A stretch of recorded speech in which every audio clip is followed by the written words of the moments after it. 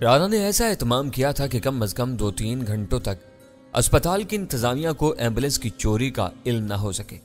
مجھے توقع تھی کہ ایمبولینس لانے والا رانا کا ہم نام ہوگا جس نے ایئرپورٹ پر ہمارا استقبال کیا تھا، مگر وہ کوئی اور ثابت ہوا۔ رانا نے اپنے ہم نام کو چودھری اسلام کے گھر کے گرد پھیلی ہوئی مسلح نفری کو کنٹرول کرنے کی ذمہ داری سونپی تھی۔ ان لوگوں کو بتا دیا گیا تھا کہ انہیں صرف اسی وقت ایکشن میں آنا تھا جب اندر سے گولی چلنے کی کوئی بھی آواز سنائی دے۔ وہ جس کماش کے لوگ تھے، ان سے یہ امید ہی نہیں کی جا سکتی تھی کہ وہ اپنے اشتعال کا پہلا مظاہرہ فائرنگ کی صورت میں نہ کریں۔ 1 بجے تک ہماری تیاریاں مکمل تھیں۔ میرے ذہن میں رہ کر فورٹ ہاؤس کا منظر گھوم رہا تھا۔ اسلام آباد میں واردات کے اسی طریقے کا ایک نیا استعمال ہونے والا تھا۔ رانا اور سلطان شاہ ایمبولینس کے عقبی حصے میں سوار ہو گئے۔ میں سفید کوٹ میں ملبوس ایک میڈیکل بیگ کے ساتھ ڈرائیور کے برابر میں بیٹھ گیا اور ہمارا سفر شروع ہو گیا۔ دونوں بلاک ایک ہی تھے، بس سیکٹر ایک دوسرے سے متصل تھے۔ ہم ایمبولینس کا سائرن اور تیز گردشی روشنیاں بند کر کے ذرا سی دیر میں چودھری اسلام کے مکان کے بند پھاٹک پر پہنچ گئے۔ تیز ہیڈ لیمپس کی روشنی پھاٹک پر پڑ رہی تھی۔ میرے اماں پر ڈرائیور نے چھت پر لگی ہوئی سرخ اور زرد روشنیاں بیان کر دی۔ تیز انعکاس کے ساتھ گھومنے والی ان روشنیوں کے آن ہوتے ہی ذیلی کھڑکی کھلی اور پھر بند ہو گئی۔ چوکیدار پھاٹک پر ایمبولینس دیکھ کر اس قدر وحشت زدہ ہوا تھا کہ اس نے باہر نکل کر ہم سے کوئی سوال کیے بغیر فوراً پھاٹک کھول دیا۔ ڈرائیور نے ایمبولینس اندر بڑھا کر روک لی، ساتھ ہی چھت والی روشنیاں بھی گل کر دی۔ چوکیدار پھاٹک کھلا چھوڑ کر تیزی سے میری طرف کی کھڑکی پر آیا۔ مریض کہاں ہے؟ میں نے خشک لہجے میں اس سے سوال کیا۔ صاحب مجھے نہیں پتا، مسلح چوکیدار نے تشویش اور بے بسی سے جواب دیا۔ اندر کسی کے زخموں میں کیڑے پڑ گئے ہیں، چودھری صاحب نے اسے اسپتال لے جانے کے لیے ہمیں بھیجا ہے۔ میں نے زہر کو کیڑوں میں تبدیل کر کے تحکمانہ لہجے میں کہا، جلدی اندر خبر کرو۔ چوکیدار پھاٹک بند کرنے کے لیے مڑا۔ ڈرائیور ایمبولینس کو برآمدے تک بڑھاتا لے گیا۔ ایمبولینس کے رکنے تک وسیع اور ویران احاطے میں نہ جانے کہاں سے کئی مسلح افراد نکل آئے۔ شاید وہ سب بھی احاطے میں کسی انجن کی آواز سن کر بیدار ہوئے تھے۔ میں نے ڈرائیور کے ساتھ نیچے اتر کر منہ پر نقاب اوڑی اور اسٹیتھوسکوپ گلے میں ڈال دیا۔ میرا رویہ آمرانہ تھا۔ جمع ہونے والے ڈرائیور سے پوچھ گچھ کرنے لگے۔ اسی اثنا میں عمارت کا عالی شان چوبی دروازہ کھلا اور سلیپنگ سوٹ پر گاؤن پہنے ایک بہت موٹا شخص نیند سے جھومتا ہوا باہر آ گیا۔ مجھے توقع تھی کہ وہ اکھڑ لہجے میں بدتمیزی سے بات کرے گا، لیکن اس نے اسٹیتھوسکوپ سے مجھے ڈاکٹر سمجھ کر انگریزی میں کہا، یہاں کوئی ایمرجنسی نہیں ہے، اب لوگ کیوں آئے ہیں؟ ایمرجنسی نہیں ہے تو ہم چلے جاتے ہیں۔ کئی گھنٹے پہلے چودھری صاحب نے فون کیا تھا کہ ان کے گھر میں کسی زخمی کو سیپٹک ہونا شروع ہو گیا ہے، اسے اسپتال منتقل کر دیا جائے۔ میں نے روکھے بھی کے انداز میں کہا، ایمبولینس میسر آتی ہم پہنچ گئے۔ اوہ ہاں، وہ شہادت کی انگلی اپنی پیشانی کے قریب لے جا کر بولا، ڈیڈی نے شاید کھٹو ملنکر کے بارے میں فون کیا ہوگا، مگر انہوں نے سیپٹک کے بارے میں ہمیں کچھ نہیں بتایا۔ میں پیش قدمی کر کے اس کے قریب پہنچ گیا اور قدر رازدارانہ لہجہ میں بولا، چودھری صاحب سمجھدار آدمی ہیں، انہیں کسی متعدد زہر باد کا خطرہ ہے، یہ بات کسی سے کہتے تو پورے گھر میں خوف و ہراس پھیل جاتا۔ اس وقت چودھری صاحب خود کہاں ہیں؟ وہ ایک ضروری کام سے رات ہی گجرات گئے ہیں۔ وہ ہلکی سی جھرجھری لے کر بولا، بہرحال میں کوئی خطرہ مول نہیں لوں گا، انکل اس کمرے میں ہے، آپ انہیں اسپتال لے جائیں۔ اس نے جس دروازے کی طرف اشارہ کیا وہ بند تھا۔ میں نے غیر ضروری طور پر اس سے کہا، یہ دروازہ کھلوا دیں، پھر بات کو مزید آگے بڑھایا، مریض کی منتقلی کے بعد اس کے زیر استعمال ہر چادر اور تکیے کو چلوا دیں۔ کمرے کی جراثیم کچھ دواؤں سے صفائی بلکہ دھلائی ہونی ضروری ہے۔ ٹیٹنس کی یہ قسم بہت تیزی سے ایک سے دوسرے فرد تک پھیلتی ہے۔ طبی معاملات میں اناڑی پا کر میں نے دانستہ اس سے ہراساں کیا تھا تاکہ چودھری سلام کو واپسی پر اپنے گھر کی چند قیمتی اشیاء کی بربادی پر بھی سر پیٹنے کا موقع مل سکے۔ چودھری کے موٹے بیٹے نے کراہت سے منہ بنا کر پھریری سی دی اور برآمدے کے سرے پر آ کر نیچی آواز میں اپنے آدمیوں سے بولا، تم لوگ ذرا دور ہی رہو، یہ لوگ انکل کو خود اسپتال لے جائیں گے۔ ہمارے ارد گرد منڈلاتے ہوئے سارے منحوس چہرے تیزی سے دور ہوتے چلے گئے۔ آپ فکر نہ کریں، اس مرتبہ چھوٹا مگر موٹا چودھری مجھ سے مخاطب تھا، میں بھی نوکرانی سے دروازہ کھلواتا ہوں، میری کوئی ضرورت نہیں ہے، خرچے کا چیک میں صبح بھیج دوں گا اور آپ کے جاتے ہی اس کمرے کی ہر چیز کو آگ لگوا دوں گا۔ پتہ نہیں جراثیم کہاں کہاں بیٹھ چکے ہیں۔ میرا دل چاہا کہ اسے پورے مکان ہی کو آگ لگانے کا مشورہ دوں، مگر یہ صاحب مشورہ زبان پر لانا مناسب نہیں تھا۔ وہ رضاکارانہ طور پر جو کچھ کر رہا تھا چودھری کے اشتعال کے لیے وہی کافی تھا۔ رانا اور سلطان شاہ اپنے دہانوں پر سفید نقاب چڑھائے ایمبولینس سے اسٹریچر باہر نکال چکے تھے۔ چھوٹا چودھری چوبی دروازے کے پیچھے گھر میں غائب ہو گیا۔ دروازہ بند کر لیا گیا۔ چند ثانیوں بعد ایک موٹی اور بدصورت عورت نے کھٹو مل کی خوابگاہ کا دروازہ اندر سے کھول دیا۔ وہ ہماری حلیوں کا رد عمل تھا، یا شاید اس عورت کو کھٹو مل میں چھوت کے جراثیم پیدا ہونے کی بھنک مل گئی تھی کہ اس نے ناک اور دھانے کو دوپٹے سے دبایا ہوا تھا۔ دروازہ کھول کر وہ عورت خود بھی کسی دوسرے دروازے سے اندر غائب ہوگی۔ وہ دونوں اسٹریچر لے کر روشنی میں میرے سامنے سے گزرے تو مجھے یہ دیکھ کر خوشی ہوئی کہ انہوں نے ایمبولینس سے اٹھا کر اپنے ہاتھوں پر باریک سرجیکل دستانے بھی چڑھا لیے تھے۔ ان کے ہوتے ہوئے انگلیوں کے نشانات چھوڑے بغیر منمانی کاروائیاں کر سکتے تھے۔ ان کے پیچھے میں کمرے میں داخل ہوا تو اس کی تزائن و آرائش دیکھ کر دنگ رہ گیا۔ فرش پر دبیز قیمتی قالین سے مرصع چوبی مسحری تک ہر چیز پرتائش اور بیش قیمت تھی۔ بہت بڑی مسحری کے وسط میں ایک مختصر سا وجود یوں سکڑا ہوا سو رہا تھا جیسے اسے اسی حالت میں وہاں رکھ دیا گیا ہو۔ اس کی قمیض کی داہنی آستین غائب تھی اور کلائی سے چانے تک بھاری پلاسٹر چڑھا ہوا تھا۔ وہ دونوں سرنج لے کر جوتوں سمیت مسحری پر چڑھ گئے۔ سرنج میں موجود دوا کے بارے میں رانا ہی تھوڑا بہت جانتا تھا۔ وہ کھٹو مل کو کئی گھنٹوں کے لیے بے ہوش رکھنے کے لیے کافی تھی۔ بازو میں وہ انجیکشن لگتے ہوئے اسے ذرا بھی جنبش نہیں کی تو مجھے اندازہ ہو گیا کہ اپنی تکلیف کی وجہ سے وہ پہلے ہی مسکن دواؤں کے زیر اثر تھا۔ پلاسٹر میں مقید وزنی بازو کی پرواہ کیے بغیر وہ دونوں اسے مسحری کے سرے تک لائے، پھر اسے اٹھا کر اسٹریچر پر ڈال دیا۔ وہ ساری کارروائی چند منٹ میں پوری ہو گئی۔ مجھے کسی چیز کو چھونے کی ضرورت پیش نہیں آئی۔ ہمارا سیر نفری کارواں اپنے سمیت شکار کو کمرے سے لے کر نکل آیا۔ گھر کا داخلی دروازہ بدستور بند تھا۔ چودھری کے مال پر پلنے والے مسلح حرام خور دور کھڑے تماشا دیکھ رہے تھے۔ اسٹریچر کے ساتھ رانا اور سلطان شاہ اندر گھسے تو میں نے رانا کو اتار لیا تاکہ وہ ڈرائیونگ کیبن میں میرے ساتھ ہی بیٹھ سکے۔ اپنی مہم کا مشکل ترین مرحلہ سر کرنے کے بعد مجھے اچانک ہی خیال آیا تھا کہ ہم لوگوں نے کھٹو مل کے اغوا کے بعد کے بندوبست کے بارے میں ذرا بھی مشورہ نہیں کیا تھا۔ ہم جتنی آسانی سے چودھری اسلام کی کھچار میں داخل ہوئے تھے، اتنی آسانی سے وہاں سے نکل کر تیزی سے ایک طرف روانہ ہو گئے۔ یہاں تک سب کچھ طے تھا۔ گاڑی سڑک پر بائیں طرف پر رواں ہونے کے بعد میں رانا سے پوچھا، اب ہم کھٹو مل کو کہاں اور کیسے پہنچائیں گے؟ روشن اسٹریٹ لمپس کی روشنی میں مجھے اس کے ہونٹوں پر منکسرانہ مسکراہٹ نظر آئی اور وہ دھیرے سے بولا، سر آپ نے اس مہم کا مشکل ترین مرحلہ سر کرا دیا۔ اب ہر کام بہت سہل ہے۔ اس بارے میں ہم آدم خان کے آدمیوں سے مسلسل رابطے میں ہیں۔ مجھے سر کہہ کر اس نے اس مرتبہ ضرورت سے زیادہ تکلف یا احترام کا مظاہرہ کیا تھا۔ وہ اپنے اندر کے جذبوں اور تربیت سے مجبور تھا۔ اسے ٹوکنا بے سود ہوتا۔ میں نے ایمبولینس کے راستے پر غور کرتے ہوئے پوچھا، اسلام آباد کی منصوبہ بندی مجھے بہت پسند ہے۔ میرا خیال ہے کہ اسٹیشن 9 کے لیے ہمیں چودھری اسلام کے گھر سے نکل کر داہنی طرف مڑنا چاہیے تھا، لیکن یہ سفر مخالف سمت میں جاری ہے۔ کیا ہم کہیں اور جا رہے ہیں؟ آپ مسلسل مجھے حیران کیے جا رہے ہیں۔ اتنا قریبی مشاہدہ ہر ایک کے بس کی بات نہیں ہے۔ ہم اسٹیشن 9 کی بجائے جی ٹی روڈ کی طرف جا رہے ہیں۔ وہاں پیر ودائی کے بس اسٹینڈ کے قریب آدم خان کے آدمیوں کا امدادی کیمپ ہے، ہم وہیں جائیں گے۔ ایمبولینس کا سائرن بند تھا۔ ٹریفک کے ہجوم کو خبردار کرنے اور چھت پر گھومنے والی تیز روشنیاں بھی بند تھیں۔ اکبر رانا کی کسی ہدایت کے بغیر ایمبولینس پہلے سے طے شدہ راستے پر دوڑی چلی جا رہی تھی۔ چند لمحوں میں مضطرب ہو گیا۔ کیا تم کھٹو مل کو اسی ایمبولینس میں امدادی کیمپ تک لے جاؤ گے؟ میں نے پوچھا۔ اپنے شکار کو ان لوگوں کی تحویل میں دینے کے بعد ہم ایمبولینس پنڈی کے کسی حصے میں چھوڑ دیں گے۔ اس نے پورے اعتماد اور اطمینان سے جواب دیا۔ ابھی ہم نے بہت کم فاصلہ طے کیا ہے، مگر میں پولیس کی 2 گشتی گاڑیاں دیکھ چکا ہوں۔ تم خود بھی اسلام آباد پولیس کی کارکردگی کے معترف ہو۔ کل صبح کھٹو مل کے اغوا کا راز کھلتے ہی ایمبولینس کی ٹریکنگ شروع ہوگی اور پولیس امدادی کیمپ تک پہنچ جائے گی۔ وہ تشویش میں پڑ گیا، یہ خطرہ واقعی موجود ہے۔ راداری قائم رکھنے کے لیے ہماری ہر کوشش ناکام ہو جائے گی۔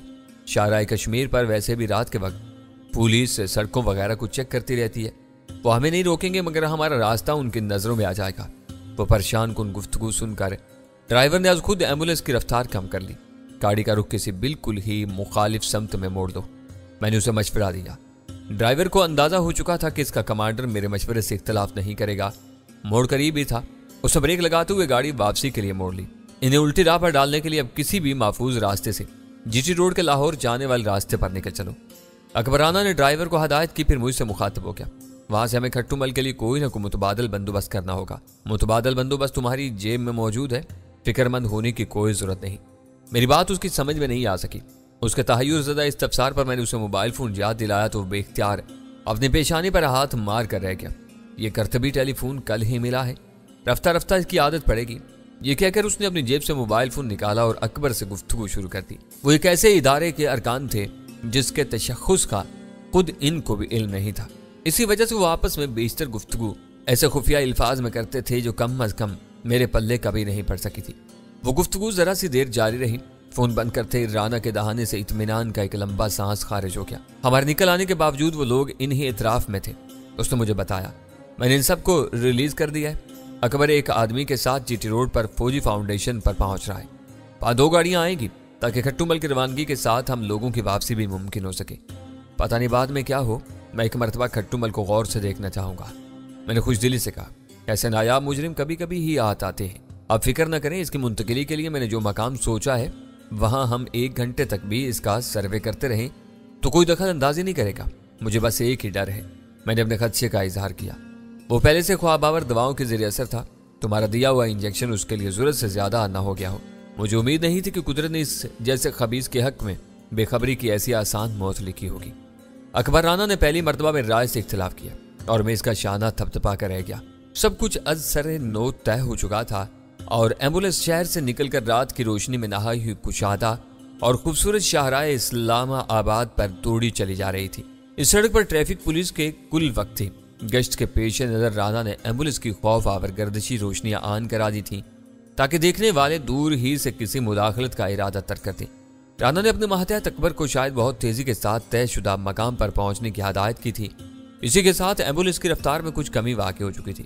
ان 2 امور کا نتیجہ یہ نکلا تھا کہ ہمارے پہنچنے کے بعد چند منٹ ہی 2 گاڑیاں فوجی فاؤنڈیشن سے ذرا پہلے ایمبولینس کے قریب آ رکی۔ 2 گاڑیوں کے ساتھ اکبر اور اس کے ایک ساتھی کی آمد کے بعد ہماری نفری 6 ہو چکی تھی۔ 7واں کھٹو مل تھا۔ ساتھوں کے لیے 2 گاڑیاں بہت کافی تھیں۔ موٹے سخت اور سفید پلاسٹر میں لپٹا ہوا کھٹو مل کا ہاتھ اس امر کا غماز تھا کہ اس نے حیدرآباد کے نواح میں رنگ تھی یا چلتی ٹرین سے چھلانگ لگا کر بہت خطرناک قدم اٹھایا تھا۔ اس جسارت کے نتیجے میں ہاتھ کی ہڈیوں کے بجائے اس کی گردن بھی ٹوٹ سکتی تھی۔ ایمبولینس کی ساری روشنیاں گل کر دی گئی تھیں، پھر بھی تاروں کی چھاؤں میں نے اتنا ضرور دیکھا کہ اپنے نرم گفتاری اور تحمل مزاجی کی مطابقت سے وہ کوئی پرشکو یا باروب آدمی نہیں تھا۔ متوسط قد و قامت اور عام سے چہرے کے بنا پر کوئی بھی اس موذی کی حقیقی ہلاکت خیزی کا اندازہ نہیں لگا سکتا تھا۔ ایمبولینس کا ڈرائیور اکبر اور اس کے ساتھی سمیت اس گاڑی میں سوار ہو گیا جس کی عقبی نشست پر بے ہوش اور لاچار کھٹو مل پڑا ہوا تھا۔ وہ غدار اور خطرناک شخص اس وقت پوری طرح ہمارے رحم و کرم پر تھا۔ ہم میں سے کوئی بھی اس کی گردن دبوچ کر اسے موت کے گھاٹ اتار سکتا تھا، مگر وہ مضبوط سیاسی روابط اور پشت پناہی بھی رکھتا تھا۔ اس کے ساتھ ایسی کوئی فوری واردات بہت سے نقصانات پہنچا سکتی تھی۔ سلطان شاہ نے تو اس مرحلے پر دانت پیس کر اسے مار ڈالنے کا مشورہ دے ہی ڈالا تھا، مگر میں نے سختی سے اسے مسترد کر دیا۔ آنے والے 2-3 روز میں اس کے خلاف فضا سازگار کرنے کے بعد ہی اس کے بارے میں کوئی صحیح فیصلہ کیا جا سکتا تھا۔ رانا کے آدمی ایک گاڑی میں اسے لے کر واپس پنڈی کے راستے اس امدادی کیمپ کی طرف روانہ ہو گئے جہاں سے آدم خان کے آدمی پوری رازداری کے ساتھ اسے ملک کی قانونی حدود سے باہر نکال لے جاتے۔ ایک عجیب بات ہے کہ آزاد قبائلی علاقے پاکستان کی جغرافیائی حدود میں واقع ہیں۔ پاکستان کے اسمبلی میں بھی ان علاقوں کی قابل لحاظ نمائندگی ہے، مگر ان علاقوں میں پاکستان کا قانون اور خاص طور پر تعزیری قانون لاگو نہیں ہوتا۔ آزاد علاقوں کے مسلح قبائلی اپنی صدیوں پرانی رسوم و روایات کے سائے میں زندگی گزارتے ہیں، جسے وہ امان دے دیں کوئی اس کا بال بھی بیکا نہیں کر سکتا۔ ہم وہ خود ہی کسی کو مجرم قرار دے کر پاکستانی حکام کے حوالے کر دیں تو وہ دیگر بات ہوتی ہے جس کا قانونی دباؤ سے کوئی تعلق نہیں ہوتا۔ دوسری گاڑی میں ہم تینوں سوار تھے۔ اس کی ڈرائیونگ سیٹ پر کمانڈر اکبر رانا خود براجمان تھا۔ اگلی گاڑی کی واپسی کے چند منٹ بعد رانا نے بھی واپسی کا سفر شروع کر دیا۔ خوش میں آتے ہی اس حرامزادے کے ہوش اڑ جائیں گے، راستے میں سلطان شاہ نے کہا۔ معلوم ہو رہا تھا کہ وہ کھٹو مل کی طرف سے دل ہی دل میں پچو تاپ کھا رہا تھا۔ تم اس کی طرف سے زیادہ بدظن اور بیزار معلوم ہو رہے ہو۔ سلطان شاہ کے جلے کٹے تبصرے پر اکبر بے ساختہ ہنس پڑا۔ اس کی وجہ ہے، میں نے اسے بتایا، اول خان کے ساتھ یہ بھی حیدرآباد ریلوے اسٹیشن پر کھٹو مل کو تلاش کرتا پھر رہا تھا۔ آخری لمحات پر وہ نظر آیا تو ٹرین رینگ رہی تھی۔ کھٹو مل بھاگ کر رینگتی ہوئی ٹرین پر چڑھ گیا۔ اول خان نے بھی لپک کر دوسرا ڈبہ پکڑ لیا۔ سلطان شاہ وہیں پلیٹ فارم پر اپنا خون سلگاتا رہ گیا۔ سلطان شاہ کا غصہ قابل فہم ہے، اکبر رانا نے کہا۔ ٹرین میں اگر یہ دونوں سوار ہو جاتے تو کھٹو مل کو شاید چلتی ٹرین سے کود کر فرار ہونے کا موقع نہ ملتا۔ جب وہ دونوں چلتی ٹرین میں سوار ہو گئے تھے تو تم اتنی ہمت کیوں نہیں کر سکے؟ میں نے سلطان شاہ کی پیشاب کی بے وقت ضرورت کا ذکر دانستہ نہیں کیا۔ اس نے خود ہی وضاحت کی، بس کسی وجہ سے میں اول خان سے کافی دور تھا۔ میرے پہنچنے تک ٹرین خطرناک رفتار پکڑ چکی تھی، ورنہ یہ قصہ حیدرآباد اور شہادات پور کے درمیان ہی نمٹ گیا ہوتا۔ رانا کو کھٹو مل کے بارے میں بہت کم معلوم تھا، لیکن اسے یہ علم نہیں تھا کہ وہ کراچی سے کن حالات کے تحت فرار ہو کر مدد حاصل کرنے کے لیے اسلام آباد پہنچا تھا۔ بات چھڑی تو اس کی طرف سے سوالات کا ایک طویل سلسلہ چل نکلا اور میں نے کسی پس و پیش کے بغیر اس کو حقائق سے آگاہ کرنا شروع کر دیا۔ وہ ایس ٹی ایف کا ایک قابل اعتماد افسر تھا۔ اپنے یونٹ کے ذریعے ایک ایمبولینس اور پھر کھٹو مل کے اغوا کے بعد پوری طرح اس سنگین صورتحال میں ملوث ہو چکا تھا۔ پوری طرح باخبر ہونے کے بعد ہی وہ ہمارے لیے زیادہ کارآمد ثابت ہو سکتا تھا۔ اسٹیشن 9 پہنچنے تک وہ میرے بارے میں بے تکلفی کے حصار سے نکل چکا تھا۔ وہ ہمارے ساتھ چائے نوشی کے دوران ہی میں اس نے کراچی فون کر کے اول خان کو اپنی کارکردگی سے باخبر کیا۔ اس کی گفتگو مکمل ہونے کے بعد ریسیور میرے پاس آ گیا۔ تم نے وہاں پہنچتے ہی اپنے کمالات کا مظاہرہ شروع کر دیا۔ اس کی خوشی سے بھرپور آواز میرے کانوں میں آئی۔ رانا تم سے بہت زیادہ متاثر ہو چکا ہے۔ مجھے خوشی ہے کہ یہ معاملہ آج رات ہی نمٹ گیا۔ دیکھنا یہ ہے کہ چودھری اسلام گجرات سے واپسی پر کیا طوفان اٹھاتا ہے۔ اپنے گھر کی آگ اسے پاگل کر دے گی۔ میں نے اس کے تعریفی فکروں کو یکسر نظر انداز کر کے ایک نئی بات چھیڑ دی۔ چودھری اسلام مشکوک ذرائع آمدنی کا مالک ہے اور اس کی شہرت بھی بہت خراب ہے۔ یوں سمجھ لو کہ وہ اپنے علاقے کا سفید پوش بدماش ہے۔ رانا بتا رہا ہے کہ وہاں پوری کارروائی مفاہمانہ انداز میں مکمل ہوئی تھی۔ پھر تم کس آگ کا ذکر کر رہے ہو؟ چودھری اسلام کے بیٹے کو ہم اس وہم میں ڈال آئے ہیں کہ کھٹو مل کے زخموں میں چھوت چھات سے پھیلنے والے خوفناک جراثیم پیدا ہو چکے ہیں۔ اسی وجہ سے اس کے باپ نے مکمل خاموشی اور رازداری سے کھٹو مل کو اپنے گھر سے اسپتال بھیجنے کا فیصلہ کیا ہے۔ چاہے تم رانا کے کوڈ ورڈز نہیں سمجھ سکے، اس نے مختصر اور جامع انداز میں یہ سب کچھ مجھے بتا دیا ہے۔ یہ بتاؤ کہ اس کے گھر میں آگ کا کیا قصہ ہے؟ میں اسی طرف آ رہا تھا۔ چودھری اسلام نے کھٹو مل کو اپنے شاندار گیسٹ روم میں ٹھہرایا ہوا تھا، جس کی شاہانہ آرائش بیش قیمت فرنیچر اور دیگر سامان سے کی گئی ہے۔ چودھری کے بیٹے نے روپوش جراثیم سے دہشت زدہ ہو کر اس کمرے کا سارا سامان نظر آتش کرنے کا فیصلہ کر لیا ہے تاکہ وہ اپنے گھر والوں کو کھٹو مل کے جراثیم سے بچا سکے۔ اول خان زور سے ہنس پڑا۔ تو یوں کہو کہ تم نے چودھری کے گھر کو اسی کے چراغ بلکہ چشم و چراغ سے آگ لگوانے کا پورا بندوبست کر لیا ہے۔ وہ اپنے بال نوچ کر رہ جائے گا۔ اس کا بیٹا اپنے ارادے کو اسی وقت عملی جامہ پہنانے کے موڈ میں تھا۔ ہو سکتا ہے کہ اب تک یہ عمل شروع ہو چکا ہو۔ اس بارے میں فون پر اپنے باپ سے مشورہ کرنے کی زحمت بھی نہیں کرے گا۔ چودھری اسلام کو گجرات سے واپسی پر اس دوہری بربادی کا علم ہوگا۔ بس دعائیں کرتے رہو، تو یہاں کے حالات دیکھنے کے بعد ہی میں واپسی کے بارے میں کوئی فیصلہ کر سکوں گا۔ میں نے کہا میرا مشورہ ہے کہ فی الحال تم وہیں ٹھہرو۔ ہو سکتا ہے کہ کھٹو مل کے اغوا کے بارے میں ہماری پوزیشن صاف ہونے کے باوجود حالات اس حد تک سازگار نہ ہو سکیں کہ اسے پاکستان واپس لایا جا سکے۔ چودھری اسلام بہت بڑا سیاسی فتنہ ہے اور بہت سو کو ہلا کر رکھے گا۔ ایسی صورت میں تمہیں کھٹو مل سے بات چیت اور آخری فیصلے کے لیے آزاد علاقے کا سفر کرنا پڑے گا۔ کل کی کل دیکھی جائے گی، اب نیند آنے لگی ہے، میں نے کسل مندی سے کہا۔ بڑے شکار کے بعد عام طور پر ایسی ہی گہری نیند آتی ہے۔ اسے گرفت میں لے کر تم نے مجھے اپنے ضمیر کی ایک گہری خلش سے بچا لیا ہے۔ فی امان اللہ۔ لائن بے جان ہو گئی۔ سلطان شاہ احمقانہ انداز میں میرا منہ دیکھ رہا تھا۔ ہم اسٹیشن آئی نہیں کہ عقبی حصے میں مقیم تھے، اس لیے ہماری پل پل کی مصروفیات کی خبریں رانا تک پہنچتی رہیں۔ ہم دونوں تازہ دم ہو کر ناشتے کے لیے مختصر سی گول میز کے گرد بیٹھے تو اس پر کئی تازہ اخبارات موجود تھے۔ صفحہ اول کے اوپر نصف حصے کی چنگھاڑتی ہوئی عالمی اور سیاسی سرخیوں سے مجھے کوئی دلچسپی نہیں تھی۔ میں نے اخبار پلٹا تو یہ دیکھ کر حیران رہ گیا کہ پہلے صفحے کے نچلے حصے میں امریکیوں کی طرف سے میرے خلاف چوتھائی صفحے کا نمایاں اشتہار بھی موجود تھا۔ یہ دیکھ کر میرا دل دھک سے رہ گیا کہ اشتہار کے جلی متن کے درمیان ایک کلمی خاکہ بھی موجود تھا، مگر دوسری نگاہ میں میرا ہر خوف رفع ہو گیا۔ وہ کلمی خاکہ میرے ہی نام سے معنون کیا گیا تھا، لیکن اس میں دور دور تک میری کوئی شباہت نہیں تھی۔ بے اختیار میرا دل جینی کے لیے ممنونیت کے جذبات سے لبریز ہو گیا۔ یوں تو اس وقت کی پوری ہی امریکی انتظامیہ میرے لہو کی پیاسی تھی، لیکن انفرادی سطح پر آئزک بیل میرا اکلوتا بدترین دشمن تھا، جو اپنی خوش قسمتی سے زندہ اور امریکہ کی فیڈرل ایجنسیوں کی تحویل میں تھا۔ اس سے بس ایک ہی بار میرا آمنا سامنا ہوتے رہ گیا تھا۔ میں ویرا کے امام پر اسٹیشنری فراہم کرنے والی ایک فرم کے نمائندے کے بحروپ میں خوبصورت اور خوش گفتار جینی کے دفتر میں اس کی میز پر بیٹھا ہوا تھا کہ جینی اور رنگز کا سربراہ آئزک بیل اچانک ہی اس کے دفتر میں آ گیا تھا۔ غنیمت ہوا کہ میں اس کی شناسا آواز سن کر ہی اپنی جگہ منجمد ہو کر رہ گیا تھا، ورنہ اس روز وہ نہ صرف مجھے دیکھ لیتا بلکہ پہچان لینے کی صورت میں اسی دن اور اسی لمحے میرا کام تمام کر سکتا تھا۔